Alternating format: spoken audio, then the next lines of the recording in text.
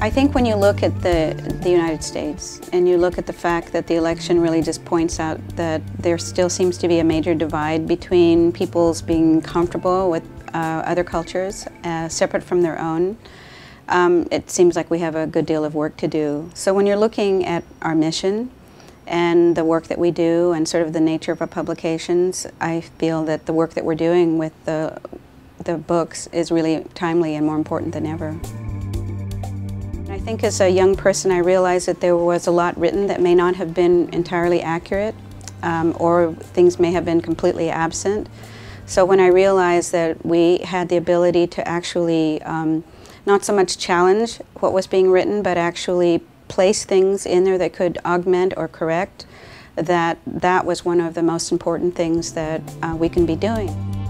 Well, in terms of the economic climate currently and how it's impacting children's book press, I think one of the things that I think any nonprofit, but that we do as economic times hit, is that we have to get real clear about who we are, even more so maybe than before, how we're unique in the country in offering our work and services.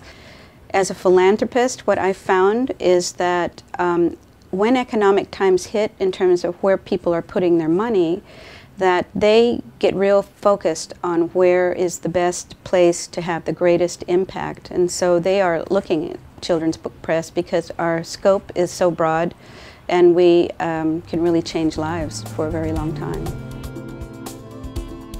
Well, in terms of children's book press adapting and changing with the evolving technology, I come at that a couple of ways. If you're looking at that in terms of it being something that distracts children maybe from reading, for example, I really have always felt that children are sophisticated enough to discern what really engages them. When something really engages them, they know it.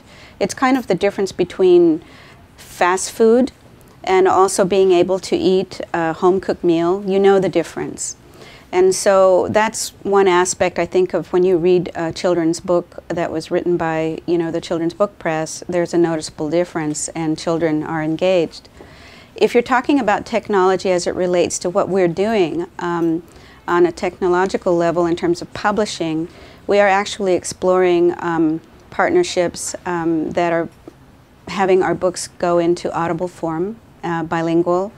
And so those, for example, can be, eventually we're going to be having them downloaded onto iPods. So that's an example of how we're looking at what is relevant to us without really kind of selling ourselves away. And I suspect that as we look forward to, the changes that are yet to come, that we'll be, looking at others as we move forward.